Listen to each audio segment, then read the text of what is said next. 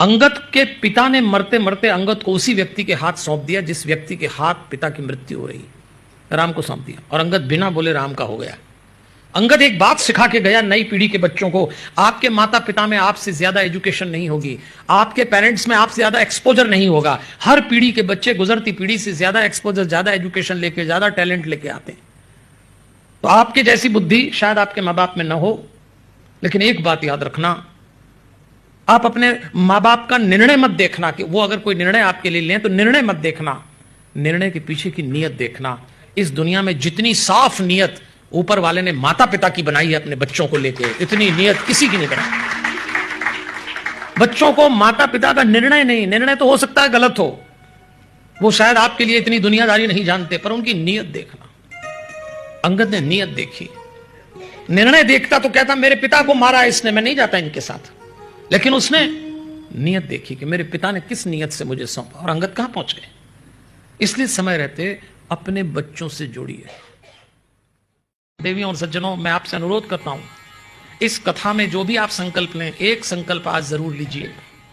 आप कितने ही व्यस्त रहते हो, आपका स्केड्यूल कितना ही टाइट हो, आपके पास बिल्कुल टाइम ना हो, लेकिन आप 10 से 15 मिनट का समय उन लोगों के लिए निकालें जो आपके घर के वृद्ध हैं। वो चाहे माता पिता हों, दादा दादी हों, नाना नानी हों, बड़े भाई भाभी हों, जो भी लोग हों, उनके साथ 10 मिनट तो कम से कम बैठिए। कैसे? अकारण शब्द सुनना, आप अकारण बैठिए।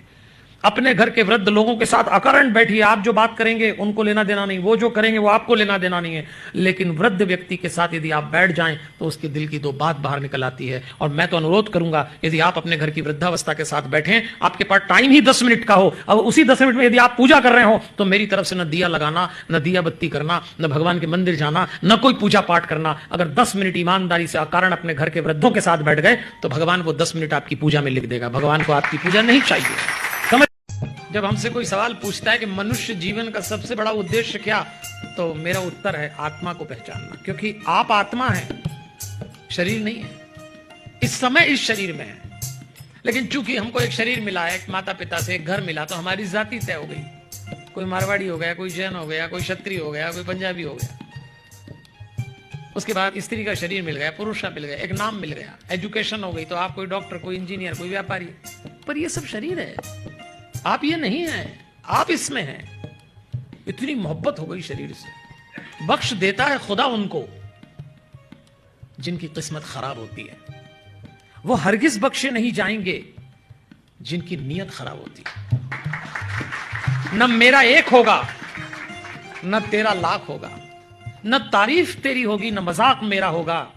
गुरूर न कर इस शाहे शरीर का, तेरा भी खाक होगा और मेरा भी खाक होगा, किसी का नहीं बचा। भारत जिस तेजी से विकास कर रहा है ना, तो 15 साल में हमारे पास सब कुछ होगा जो अमेरिका के पास है, डेवलप्ड कंट्री। और हमने लगभग अमेरिका का कल्चर अपना लिया, वही वीकेंड का कल्चर, वही सब। लेकिन जो गलती अमेरिका ने की वो हम न करें। अमेरिका में फैमिली स्ट्रक्चर कोलैप्स हो गया। 15 साल बाद अगर हम लोगों ने सावधानी नहीं रखी, ये जो प्रोग्राम आप कर रहे हैं, आपने सवाल उठाया परिवार का, यही उम्मीद है। इसका जवाब अगर कुछ लोग सुनते हैं और विचार करते हैं, तो परिवार अगर आपने नहीं बचाया अभी से, तो भारत के पास सब होगा और फैमिली स्ट्रक्चर कोलैप्स हो जाए और खतरा मंडरा रहा है।